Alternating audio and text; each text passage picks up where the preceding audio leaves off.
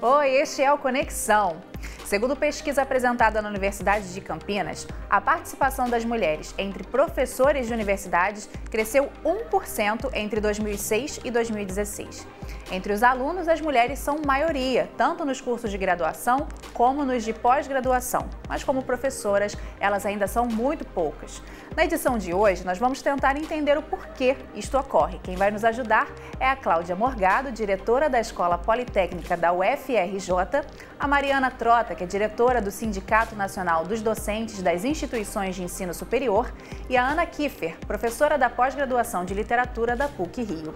Olá, meninas! Nossa minoria está aqui representada. Vamos ouvir e tentar entender o porquê deste movimento, né? Eu gostaria de começar falando com a Cláudia, né? Cláudia, a sua chegada, a sua função é um marco na história da escola, né? Da Politécnica. São 225 anos, é a primeira vez que uma mulher, em 225 anos, é a primeira vez que uma mulher é a diretora? Isso. É isso mesmo? Conta para nós. É a primeira vez que uma professora, mulher reeleita, a diretora-geral. Há 20 anos atrás, eu colaborei com uma direção que me convidou para ser diretora adjunta de administração e pessoal. Eu fiquei 6 anos nessa função e após esse mandato tiveram outras professoras que também colaboraram, inclusive na última gestão chegou a ter uma vice-diretora. Então isso foi um processo paulatino, né, de aproximação, né, das mulheres. O fato é que poucas mulheres escolhem, né, as jovens escolhem o curso de engenharia de um modo geral, isso varia também por curso. Então a gente vê nas salas de aula que tem menos alunas, com exceção de engenharia química, que até é uma outra escola da UFRJ, que é a escola de química, que a gente vê que tem mais alunas, né? E no caso também mais professoras. Então assim, é uma sequência. Então se nos bancos escolares não tem mais mulheres sendo engenheiras, eu vou ter menos pessoas fazendo doutorado, mulheres fazendo doutorado em engenharia, eu vou ter menos mulheres sendo professoras, né? Então, e menos ainda sendo dirigentes, né? Então assim, você acredita que estamos dando passos, mas os passos talvez estão acontecendo de uma forma bem lenta, porque 225 anos é um tempo considerável. Eu fiz até uma conta, né? Quando eu era diretora adjunta, éramos 8% do corpo docente eram mulheres. E hoje são 17%.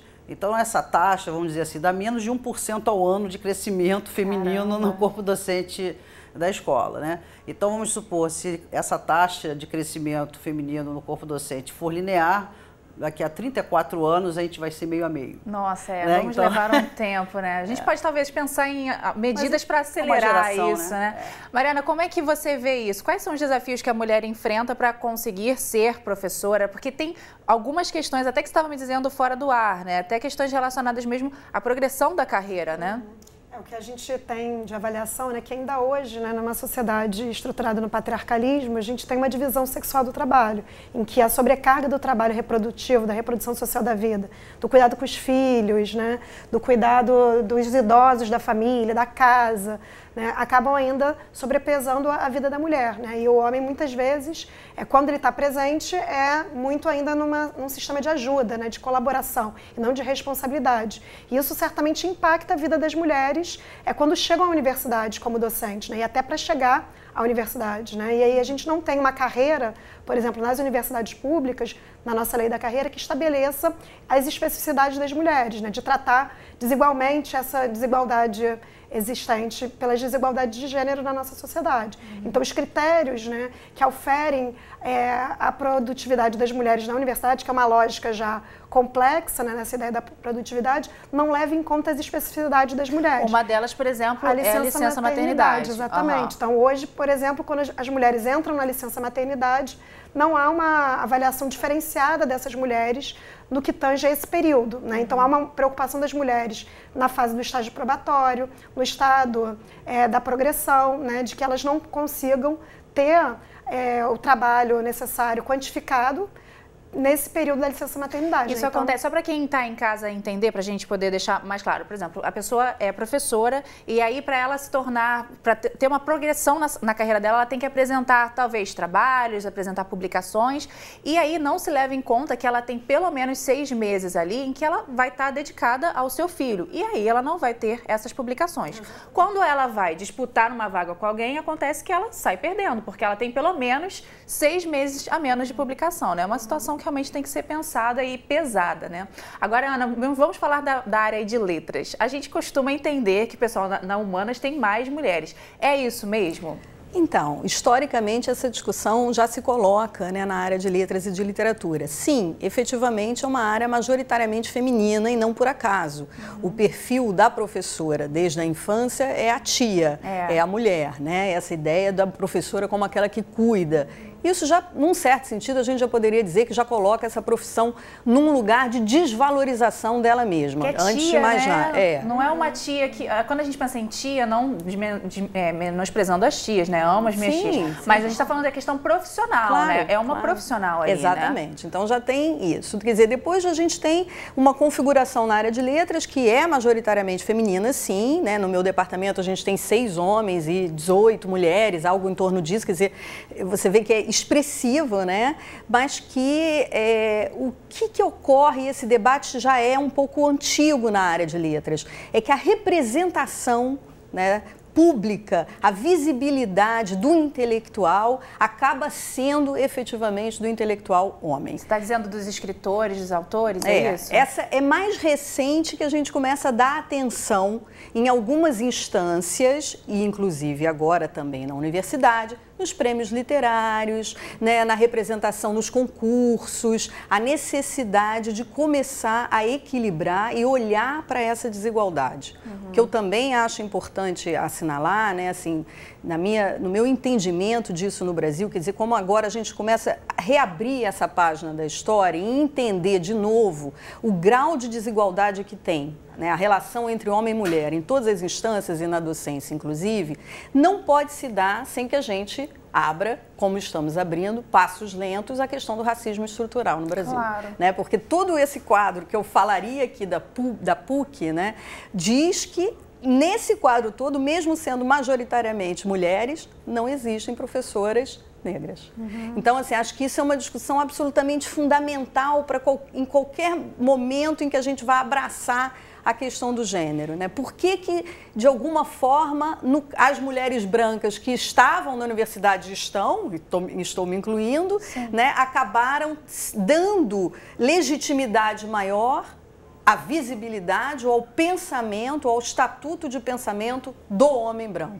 Quer dizer, essas questões estão acopladas, a meu ver. Entendi. E isso é polêmico e é preciso ser discutido. Vamos trazer para a conversa um homem. Vamos conversar agora com o professor Renato Pedrosa, que é o professor que conduziu esse estudo e concluiu que o aumento de 1% no número de professores nas universidades foi ele que concluiu, quem publicou esse estudo. Professor Renato, o senhor me escuta? Sim, estou escutando. Olá, bem-vindo! Sois vós, você é o único aqui entre as mulheres, tudo bem? Tudo bem, tudo bem.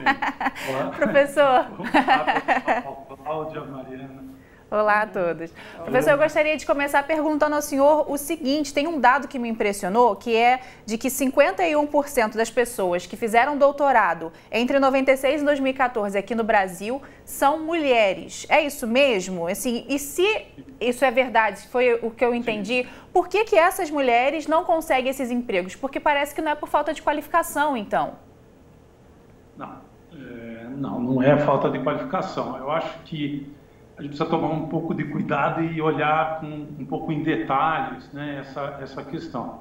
Há um efeito, como se distribui a estrutura das universidades, sejam públicas, ou, como a PUC, as privadas, onde são instituições grandes, mas se você for ver o peso das áreas em termos de corpo docente, varia de instituição para instituição. Então, algumas instituições, como a minha, a Unicamp, tem um peso maior na área de ciências e de tecnologia. Então, se você olhar essa instituição, historicamente, na área de engenharia, por exemplo, o número de pessoas que se formam na área de engenharia, 26%, 27% são mulheres, já é um número significativo. né? É mais do que a proporção, eu acho, do que tem na Politécnica do Rio de Janeiro. Mas no corpo de uma certa universidade você pode ter um peso maior em certas áreas. Outras instituições, né, algumas privadas, têm um peso maior na área de administração, na área de educação, na área de pedagogia. Então ali você vai ver Isso acontece. As universidades públicas brasileiras têm um peso menor de mulheres em relação às instituições privadas, né? As privadas estão mais próximas dos 50%. No caso das públicas, está mais próximo de 40%, porque a média aí fica em torno dos 45%. Esse é o primeiro ponto. Mas queria chamar a atenção para um outro número que não está naquele estudo, é o emprego formal no Brasil para pessoas com formação superior completa, né? As mulheres são 60%, 59% de todas as pessoas empregadas com formação superior completa, né?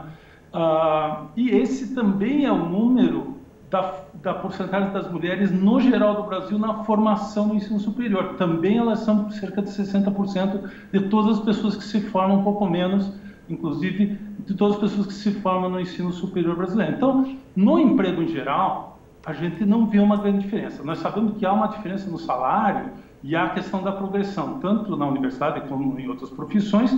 A questão da maternidade, outras questões influenciam muito isso.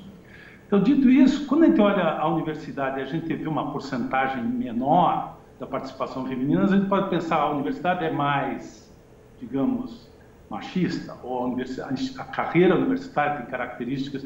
Eu creio que não. Eu acho que se a gente olhar do ponto de vista dessa distribuição, eu tenho essa distribuição por áreas, a gente vê que as universidades realmente, o peso das áreas onde os homens são maioria, e entram as ciências básicas, entra a engenharia, entra a área de administração, que é uma área muito grande do ensino superior, a área de direito. Ali a gente vê ainda, tanto na formação quanto no emprego, uma maioria masculina, e esse peso maior na distribuição da docência. Veja, a maior parte das mulheres que são formadas no ensino superior são na formação de professores.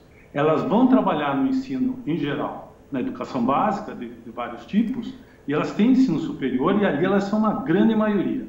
Mas aí quando volta a minha pergunta, professor, como que o senhor explica essa questão então? 51% das mulheres têm o doutorado e elas não estão nesses cargos de liderança, por exemplo? Bom, não, o caso de liderança foi mencionado, realmente a progressão na carreira acadêmica ela é muito dependente de, num certo período, principalmente naqueles anos logo após o seu doutoramento, até mais ou menos a consolidação da carreira, que se dá por volta dos 40 anos, é um período em que a mulher tem demandas, né? Tem a questão da maternidade, tem outras questões que atrapalham as mulheres. Eu tive colegas que fizeram doutorado comigo, enquanto eu estava já fazendo o trabalho, publicando, viajando, elas estavam fazendo isso. Então, e não tem uma compensação para elas, né? Essa é a questão que a gente está levantando aqui, né? Você quer adicionar, Mariana? Eu queria só entrar nessa conversa também, porque é uma reflexão que nós fazemos, né? Que eu acho que não é uma demanda da mulher em si, né? É a forma como a sociedade está estruturada que faz uma divisão, né, de quais são as áreas do conhecimento que seriam majoritariamente para homens e para mulheres, né? Vide esse dado das engenharias, né, da administração. E o outro aspecto, né, é ainda essa relação de pensar quais são os trabalhos de homens e mulheres, né? Quando a gente retoma, há 30 anos atrás, uma demanda já dos movimentos feministas, era que houvesse, por exemplo, licença maternidade e paternidade equivalente, justamente para que houvesse, né, uma possibilidade de uma redivisão do trabalho e que houvesse também uma perspectiva isonômica das mulheres e dos homens nesse mercado de trabalho profissional, né? Então, acho que a gente precisa só trazer esse dado para problematizar como é que a nossa sociedade está estruturada e dividida ainda em estereótipos de gênero e numa lógica de separação e hierarquização das funções e dos trabalhos, né? Então, acho que isso perpassa a carreira e faz tanto na lógica da nossa progressão funcional, né, do ingresso no concurso, como a universidade não se estrutura para entender as especificidades das mulheres né, que hoje ainda estão dadas dessas formas. Quer adicionar, Ana? Progressão ou não progressão, porque é exatamente o que ele está mostrando. Quer dizer, a mulher pode se qualificar até mesmo doutorado, mas, num certo sentido, o maior quadro feminino está colocado na escola básica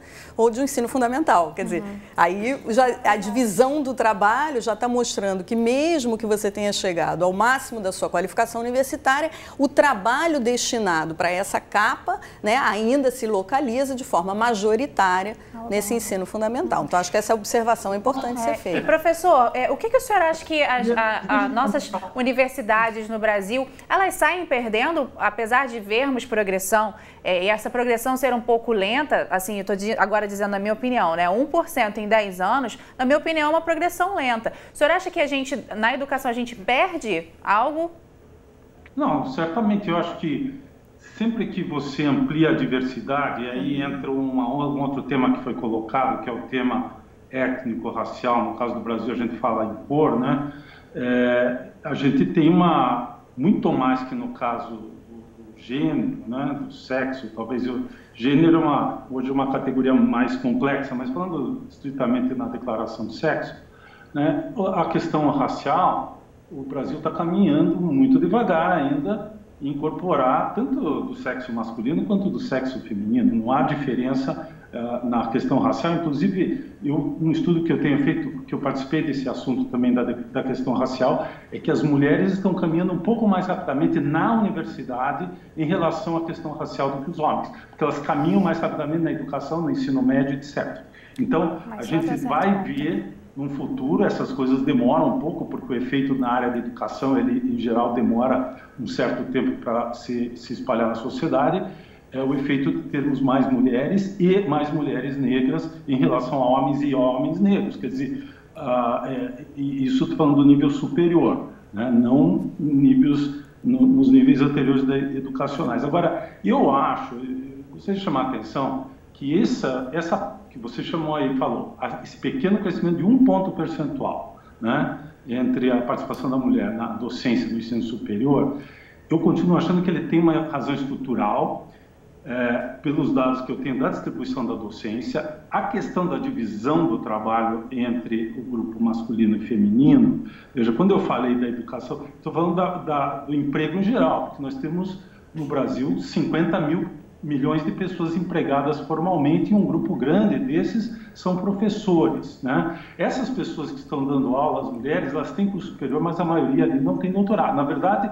cerca de 90% das pessoas que terminam doutorado no Brasil acabam dando aula no ensino superior. Elas não estão trabalhando em outros... Inclusive, infelizmente, no Brasil, nós não estamos trabalhando nem na indústria, que é o que acontece nos países mais industrializados, é que o pessoal faz doutorado, vai fazer pesquisa na indústria, vai trabalhar em consultoria, vai trabalhar em agências de governo, etc., fora das universidades. No Brasil, basicamente, os nossos doutorados, os nossos alunos de doutorado que completam, eles acabam trabalhando apenas no ensino superior. E aí, a estrutura do ensino superior, ela tem essa divisão de um peso diferente do peso em que ele forma as pessoas. Ele forma mais pessoas em certas áreas, mas do ponto de vista da estrutura, principalmente das universidades de pesquisa, as universidades como a PUC, como a UFRJ e outras instituições públicas e privadas que são intensivas em ensino e em pesquisa, os programas de formação na pós-graduação, eles têm um peso diferente do que seria, inclusive, a distribuição na graduação, muito diferente quando a gente compara a distribuição dos alunos de graduação e de pós-graduação. Entendo, professor. Infelizmente, a gente tem a questão do tempo, né? E aí a gente precisa continuar para falar de outros aspectos, mas eu quero agradecer a sua participação aqui com a gente, viu? Ok, muito obrigado. Um abraço. Um abraço. Eu queria que a gente continuasse. Você quer adicionar algo que eu vi que enquanto ele estava falando, você estava pensando em algo, né? Eu acho que os números, eles precisam também estar sempre colocados em perspectiva simbólica e não só concreta. A gente está atravessando um momento no Brasil, quer dizer, a questão não se trata de dizer que a universidade ou tal universidade é machista, a questão não é essa. Nós vivemos numa sociedade de estrutura machista e racista. Isso é um fato. Então, é claro que este fato, que não dá para ser numerado estatisticamente, no entanto, ele é concreto e simbólico. Isso tem efeitos. O que eu gostaria de acrescentar é que a mudança, muitas vezes, da sociedade civil, ela se dá antes né, de forma mais acelerada, isso que ele detectou, inclusive, da entrada das mulheres negras na universidade, é um fator, né, dessa organização que parte da sociedade civil e não necessariamente das instituições. Quais instituições? Governo, partido e universidade. Há uma morosidade da instituição em conseguir começar a contemplar aquilo que é a reivindicação da sociedade. Então, a sociedade, ela se movimenta e depois a instituição isso é mais se vê. morosa. Depois espera. Cláudio, a gente está entrando já nos 5 minutos finais. Eu gostaria que a gente falasse, ouvir de vocês, por exemplo, de você, Cláudio. Você disse uma frase fora do ar que ficou na minha cabeça. Ao ver uma mulher sendo a professora, isso pode incentivar a formação de novas professoras. É isso mesmo? Isso mesmo. Inclusive, ser engenheira, né? Isso é um estereótipo na sociedade, né? No mundo mental, seja pelos pais, seja pela, né, o ambiente onde a criança, né, desde cedo está inserida. Se ela não vir professoras, mulheres atuando em determinadas profissões, isso dificulta, quando ela opta, não achar aquilo muito normal. Né? Quer dizer, a gente trabalha muito essa questão da estatística, porque a estatística é o normal, mas pode não ser o natural. A gente ia buscar o que é o natural. Então, uma mulher que goste de matemática, né? Isso já na minha época mudando, né? Que seja inteligente, que possa ter posições de poder, isso a sociedade ainda olha com certa desconfiança, né? Então cria-se até...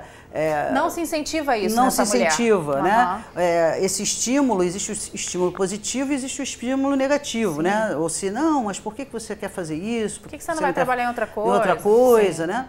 Então, essa questão do poder, eu acho que é o principal. Como ele mesmo falou, né? Nas carreiras de engenharia, administração, que naturalmente são no mercado de trabalho, são posições que você lida com recursos financeiros, com decisão, né, de uma série de projetos e empreendimentos. Isso é uma posição menos confortável, né, de estar uma mulher dentro do estereótipo que se criou na sociedade do que estar um homem, estar uma mulher, por exemplo, sendo professora. Sim.